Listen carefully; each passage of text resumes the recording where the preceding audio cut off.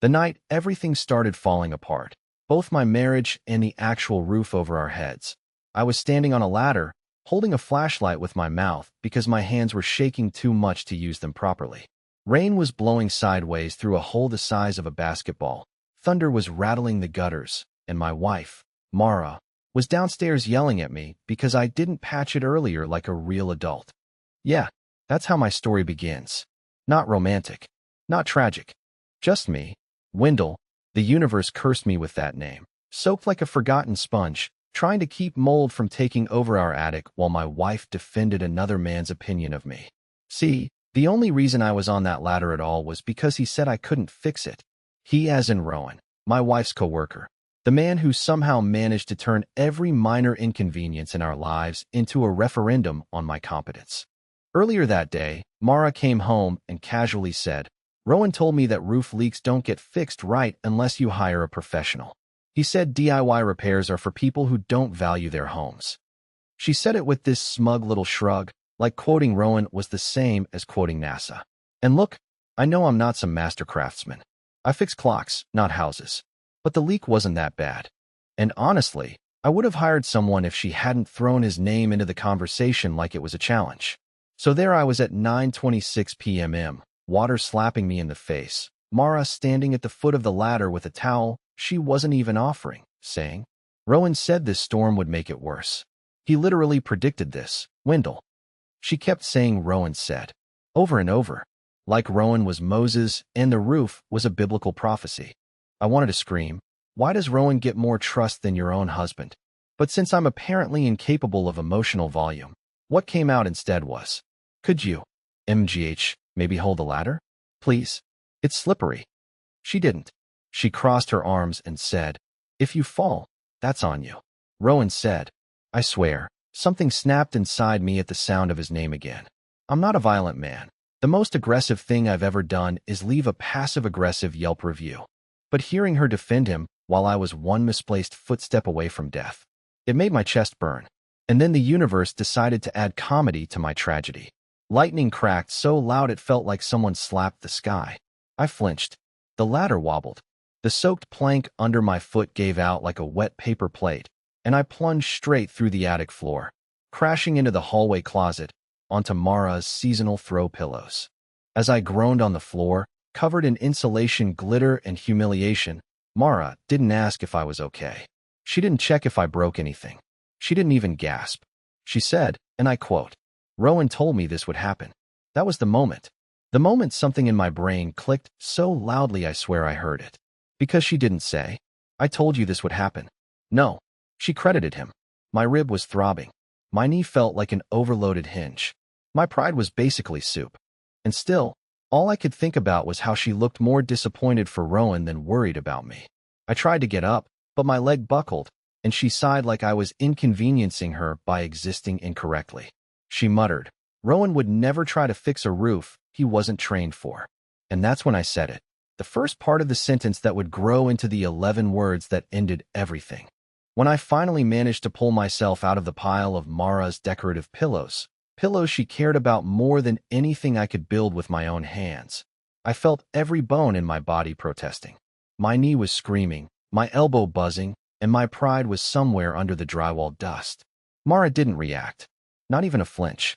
She just stood there with her arms crossed, staring down at me the way someone stares at a spilled drink they don't feel like cleaning.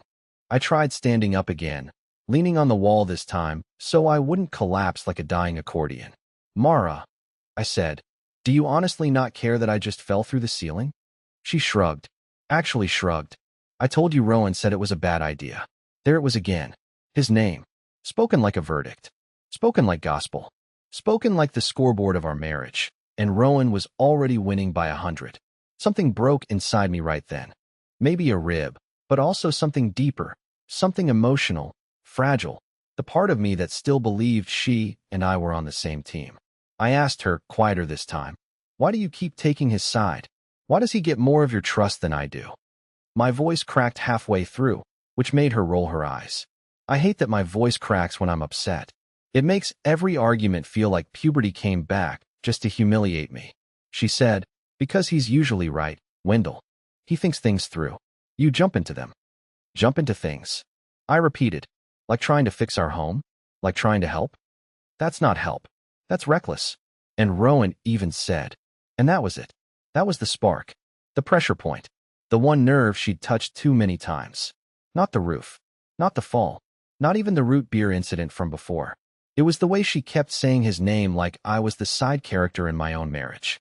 So I said the 11 words. I didn't plan them. I didn't rehearse them. They just came out in one shaky breath, raw and trembling and louder than I meant. If Rowan is always right, maybe he should be your husband. Silence. Actual silence. The storm outside was pounding, the wind rattling the broken ceiling, but between us? Dead quiet. The kind of quiet that makes your ears ring because the tension is too thick to breathe through. Mara didn't blink at first. She just stared at me, stunned, like she finally noticed the person she'd been talking down to for months actually existed. Then her face changed, hardened, like she put on a mask that fit her better than the softness she used to show me. You didn't mean that, she said slowly, but it sounded more like a warning than a question. I think I did. I whispered, even though my voice shook and my eyes burned. I think you trust him more than you trust me. And I think you'd rather listen to his opinions than hear my feelings. That's ridiculous, she snapped. Is it? Because the roof fell, I fell, and your first reaction was to quote him. Not check on me. Not care. She folded her arms tighter, and I swear she looked offended by the idea that she should have cared. You made the choice to fix it. I wasn't going to baby you. I almost laughed. Not because it was funny, because it was unbelievable. So that's your point now? That I deserved it because Rowan said so? She didn't answer. She didn't have to. Her silence was louder than any argument she could have thrown at me. I staggered to my feet, dusty, hurting, pathetic, and all she did was take a step back so I wouldn't bump into her. She used to rush toward me when I stubbed my toe. Now she treated me like debris falling from the ceiling. When she finally spoke, her voice was cold. If you really think I should be with Rowan, maybe you need to rethink what this marriage even is. And that sentence, that one sentence, hit harder than the floor I'd just fallen through. Because for the first time, I realized she wasn't defending Rowan anymore. She was considering him. And me? I was just the man dripping rainwater in the hallway, trying to hold together a house and a marriage that were both rotting in places I couldn't reach. She didn't raise her voice. She didn't yell. She just said it so quietly, so plainly, that it felt colder than if she'd screamed it in my face. Rowan wouldn't fall through the roof. I just stood there, blinking. I was still covered in wet insulation, one sock missing, smelling like mildew and cheap attic wood, and she said that. Not, are you okay? Not, let me help you up. Just that. That's when something inside me stopped trying. It's hard to explain, but it felt like a thread in me snapped. Not a dramatic explosion, just a snap. Like a stitch popped open in a jacket, and the cold started seeping in. I wasn't angry anymore. I wasn't even humiliated. I just gave up. I didn't say anything. I went to the bathroom, rinsed off my hands, sat on the edge of the tub, and looked at the scratches on my knee. It looked like a child had scribbled across it with a rusty crayon. I sat there for 20 minutes. She didn't check on me. Eventually, I limped downstairs.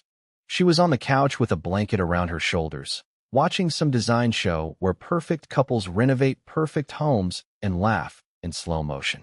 My fall was already old news. I said, softly, I'll call someone tomorrow to fix the ceiling. She didn't look up, just nodded. Good. That night, we lay in bed without touching. The space between us felt like a canyon. I didn't sleep. I stared at the ceiling, the part that hadn't collapsed, and wondered if maybe that was the only honest part of this house. The only one that finally gave up pretending. At 3:14 a.m., her phone buzzed. She didn't see me look. I wasn't even trying to spy. I just saw it light up from the nightstand. Rowan Barley. A message preview. Just 6 words. Let me know if you're okay. She smiled. She didn't reply right away. She just smiled at the screen. That smile? That was the part that finally hurt. Not the fall. Not the mess. Not even the 11 words I said. It was knowing I could almost die in front of her, and she'd frown. But he texts 6 words at 3 a.m., and she smiles like a teenager in love. The worst part? I still didn't want to believe it. I still told myself maybe she was just being friendly. That she was just lonely at work. That Rowan was one of those flirty people who didn't mean anything by it. But deep down, I knew. I knew we had already left marriage and entered cohabitation with emotional divorce. What I didn't know, what hit me just days later, was how far she was willing to take it, and how publicly she'd do it. 3 days passed. 3 days of silence that wasn't technically silence, just full of useless, dead conversations. We talked about trash pickup, mail, groceries, the hole in the ceiling that still hadn't been fixed. She mentioned hiring someone named Eric that Rowan recommended. I nodded like I cared. I didn't. But something else happened on the third day. I came home from work a little early. I told her I had a meeting downtown, but it got canceled, and I figured maybe, just maybe, if I surprised her with dinner or showed up early, we could pretend to be a couple again. Maybe I could reset whatever nightmare we'd been sleepwalking through. I walked in through the back door quietly. I do that sometimes. It's a habit from when I used to surprise her with flowers. Only this time, I didn't hear silence. I heard music. Jazz, I think. Some pretentious instrumental saxophone garbage that Rowan probably introduced her to. I followed the sound. It led me to the living room, and what I saw made my stomach turn in a way I didn't think possible anymore. She was sitting on the couch in her robe, sipping wine, with a manila envelope in her lap. Her phone was on speaker.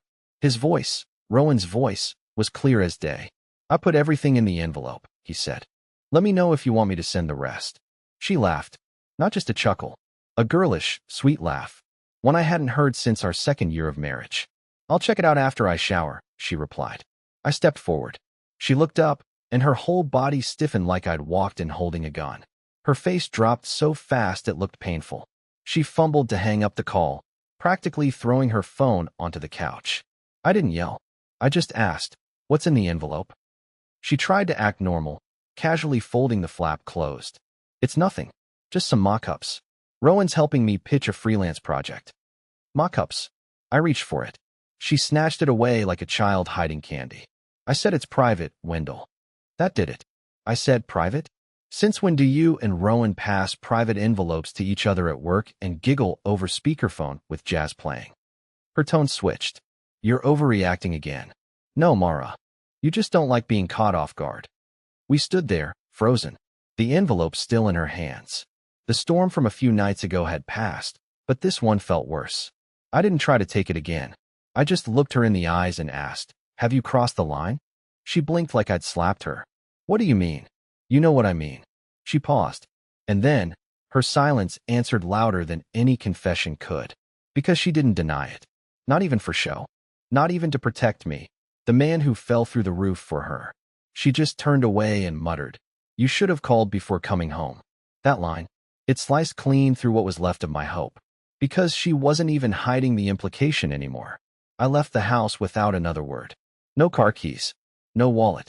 I just walked down the street like a zombie with drywall dust still clinging to the cuffs of my pants.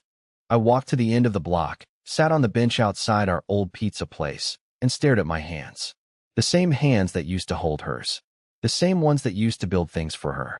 Now they just sat in my lap, empty, like they were waiting for someone who wasn't coming back. But the next day, I came back early again. And this time, I opened the envelope. The next morning, she left for work early. Earlier than usual. She said she had to prep a client deck with Rowan, and I pretended to believe her. Pretended I hadn't heard the way she laughed with him through the phone, or how she protected that envelope like it held nuclear codes. As soon as she pulled out of the driveway, I walked straight to the living room. The couch cushion she'd been sitting on still had a fold in it. That ridiculous jazz playlist had stopped, but it felt like the air hadn't moved since last night. My hands were shaking, but not because I thought I'd find something. Deep down, I already knew I would. I was shaking because I didn't want it to be real. The envelope was still tucked behind the throw pillow, almost exactly where she left it. Like she thought hiding it poorly would make it invisible. Like she didn't think I'd dare touch something labeled private. But I did. I opened it slowly, carefully, like it might explode. Inside were 8 glossy photo prints. 8. One by one, I slid them out. I remember the order. I'll never forget it. The first was a professional black and white headshot of her. Smiling, confident, flawless. The kind she'd never taken with me. The kind I didn't know existed. The second was of her and Rowan at an art gallery, dressed like a couple, standing close. His hand was definitely not in the friend zone. The third, this one hurt the most, was a picture of her wearing the necklace I got her for our 5th anniversary, the one she said she lost. But she was wearing it in his car, smiling like a woman who'd never been married. The rest were part of a brand pitch. A lifestyle campaign titled Reclaim You. It had mood boards, fake Instagram captions, location scouting notes. Her name was listed as the face of the brand. Rowan's name? Executive Creative Director. I just sat there holding it all in my lap, like it was a bundle of dynamite with my initials carved into it. She wasn't cheating on impulse. This wasn't some one-night mistake, or an affair born of boredom. This was structured, intentional, branded. She had built an entire fantasy life outside of me, and Rowan wasn't just part of it. He was the co-architect. What shattered me most wasn't even the betrayal itself. It was the thought that she and I used to build things together. We used to stay up late sketching business ideas on napkins. We used to plan weekend getaways and dream about opening a small shop near the coast. But now she was out there creating something new, without me, and hiding it behind throw pillows like it wasn't dangerous. And yet, after everything, I still didn't confront her that night. I didn't bring it up at dinner, which was just takeout noodles and 30 minutes of silence. I didn't ask about the necklace, or the gallery, or the smile she gave him that I hadn't seen in years. Instead, I watched her across the table and thought about the man she was becoming for. A man who, apparently, never falls through ceilings. And that's when the idea began forming. I didn't want revenge. I didn't even want justice. I just wanted her to see what it feels like to be invisible, and I figured out exactly how to do it. It started small. I didn't announce my plan. I didn't yell or throw her things out or stage some dramatic confrontation in the driveway. That's not me. I'm not the guy who slams doors. I'm the guy who gets shut out of them. So I started disappearing. Quietly. That Friday, I didn't send my usual good morning text. I didn't make her coffee. I didn't ask about her meetings. I barely spoke during dinner. She didn't notice. Or maybe she did and just didn't care. Either way, she never asked what was wrong. That weekend, I rearranged my schedule. Started working out of the house more. Took longer walks with no explanation. Didn't tell her where I was going. I even left my phone behind, just to make her wonder, except she didn't. Not a single question. And the envelope? I didn't put it back. I didn't shred it either. I tucked it into a folder marked Utilities in the home office filing cabinet, in plain sight. I wanted to see if she'd go looking for it. She never did. That's when I realized something bone deep. I'd already been erased from her life. I was just catching up to it. So I leaned in. I stopped asking her what time she'd be home. I didn't ask who she was texting. I stopped watching her eat dinner, waiting for her to notice how quiet I'd become. I started acting like a roommate who forgot to leave. And slowly, something began to shift in her too. At first, she was relieved. I could see it. She smiled more, hummed around the kitchen, played music out loud again. Jazz, of course. For a minute, it was like my silence gave her permission to fully live the fantasy life she'd been building behind my back. But then the silence lingered. I didn't fight with her anymore. Didn't argue. Didn't comment when she stayed out late. Didn't flinch when Rowan's name came up. I just let it all glide past me like static. And it started to bother her. I saw it in the way her eyes would glance at me during dinner, like she was waiting for me to say something. I caught her looking at my phone screen once, like she suddenly cared if someone else was on the other end. She even asked one night, "Everything okay?" I shrugged. "Yeah, just tired." That was a lie. I wasn't tired. I was watching her squirm. Watching her try to make sense of a version of me that didn't orbit around her anymore. It wasn't revenge. It was education. She had made me feel invisible for so long that I finally decided to become invisible on purpose. And now that she didn't have me to blame, to scold, to laugh at, there was just silence. No one to play against. But the real payoff? That came a week later. She called from the car, pretending it was a check-in. But I heard the real question buried underneath. "Are you going to be home tonight?" I told her no. Said I had plans. She paused. "What kind of plans?" I let the silence stretch. Then I answered. "The kind I don't need to explain anymore." Then I hung up. For the first time in months, she was the one staring at the phone. And I wasn't done yet. The final part of my plan. The thing she never saw coming. She still had no idea what I was doing. That's what made it work. The more I withdrew, the more confused she got. I could feel her start to panic, not outwardly, but in the small things. She started trying harder with her makeup. She asked if I wanted to go out for dinner, Even suggested that Italian place she used to say was too boring. She offered to cook. Even called me babe once. It almost made me laugh. That word had disappeared from her mouth months ago, right around the time Rowan started slipping into our vocabulary. But I didn't give in. I nodded. I smiled. I accepted her invitation to dinner. Told her I'd be home at 7 sharp. Let her believe I was playing along again. She dressed up. I saw the effort she put in. Her eyeliner was perfect, her hair curled just slightly, and she wore that green blouse I'd complimented once 2 years ago. It was her version of waving a white flag. She made balsamic chicken, set the table, even lit a stupid candle. Like that would undo the months of emotional decay. I walked in at 7:03 p.m., carrying 2 things, a neutral expression and a small, neatly folded piece of paper. She smiled like she hadn't been ignoring me for months. Perfect timing. Food's hot. I sat down across from her. Didn't touch the plate. She poured wine. I was thinking we could. I slid the folded paper across the table. She paused mid-sentence. What's this? I said nothing. She opened it. Her eyes scanned the top line, and the color started to drain from her face. It wasn't divorce papers. No, I wasn't that impulsive. It was a dinner reservation at a new high-end restaurant that had just opened across town. Private dining room. Expensive. Booked 3 months in advance. The kind of place Rowan had raved about during one of his smug Instagram rants. Her name was on the reservation, next to mine, but the guest list had a red line through her name, and another name handwritten beside it. One she knew. Allie. Her coworker. Her friend. The one she always called too sweet for her own good. The one who never took sides. Until now. Mara looked up at me, eyes wide. What is this? I finally took a sip of the wine she poured. It's a dinner. With someone who actually wanted to know how I've been. She blinked. You're joking. I shrugged. I told you I had plans. Her jaw tightened. Are you trying to make me jealous? Is that what this is? No, I said. I'm trying to remember what it feels like to be seen. She sat back, stunned. And then I stood up, slowly, calmly, and buttoned my jacket. Enjoy the chicken, I said. And I walked out. I didn't look back. I didn't have to. Because the next part, what happened after she realized I meant it, was louder than any words I could have spoken. I didn't even like wine. But that night, sitting across from Allie in the quiet of that private dining room, I drank every drop. Not because of the taste, but because of the silence. The good kind. The kind where someone actually listens. Allie didn't flirt. She didn't lean across the table or act like she'd been waiting for me all this time. She just asked questions. Real ones. She asked how long I'd been feeling invisible. Asked when Mara stopped looking at me like a partner and started treating me like a burden. Asked how long I'd been walking around with that kind of ache in my chest. And I talked. Not performatively. Not to make a point. I just let it out. I told her everything. The envelope. The fall through the ceiling. The texts. The silence.